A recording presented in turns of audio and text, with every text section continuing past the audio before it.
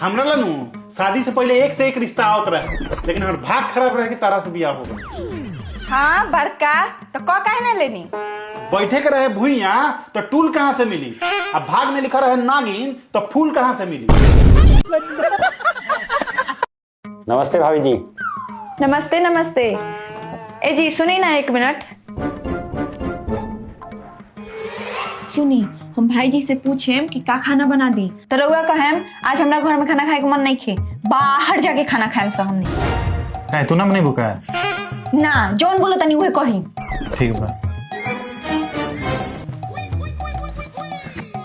और सब बताओ भाई, क्या चलता जीवन में? भाई जी बताई खाना में क्या बना दी? अरे ना ना तू घर पर खाना मत बनावा, हमनी के बाहर खा लेम सन। घर के खाना तो डेलिए खाला आदमी। ना ना हम बाहर ना खानी, डॉक्टर मना कइले बा हमरा के। भाभी जी रोगा अपना हाथ के मटर पनीर और पूरी बना देती तो खा के मजा आ जाई। ठीक बा।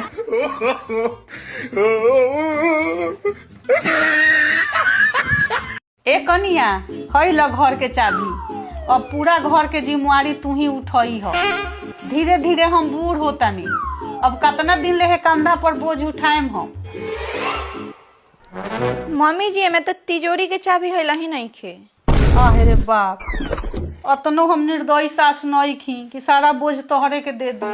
तू बोझ हम उठा लेम, तू चिंता मत करो। एगो गाना गाओ ना हमरा ला। चैन खो गया है कुछ। बाप रे बाप, ई चैन भुलवा देलक। 50,000 के चैन हम चढ़ौले रहनी शादी में, इतना लापरवाही औरत हो गइल बा। मम्मी जी गीत गाओ तनी।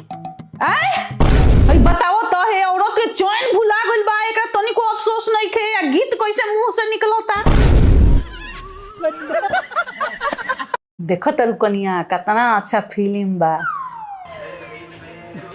कितना परिवार के जोड़ के रखेला ई फिल्म। टीवी देख के भी सीखल जा सकता कि परिवार में कैसे प्रेम से या मिलजुल के रहे के चाही।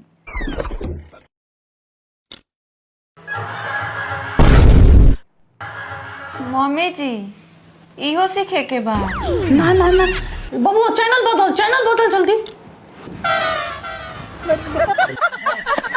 आज क बजे उठलू हो कनिया? 5 बजे मम्मी जी। झूठ बोला बू, तू 7 बजे उठल बारू। ना हम तो 5 बजे उठनी हूँ। तू 7 बजे उठल हुआ, हमरा सब मालूम बा। हाँ हम 7 बजे उठनी हूँ, लेकिन रउआ कैसे मालूम बा? तू उठते मोबाइल चलावेलू, हम व्हाट्सएप पर देखनी है कि तू 7 बजे ऑनलाइन भइलू हो। भाभी एमे लिखल बा कि मगरमच्छ के आंसू से वाक्य बनाए। बताई ना का वाक्य होई, हमरा नइखे बुझात। ई तो हमरो नहीं खे बुझात, का हुई? सुन हम बताओ तनी, लिख कि जब मेरे शादी के बाद मेरी विदाई होगी तब मेरे भाभी के आंखों में मगरमच्छ के आंसू होंगे।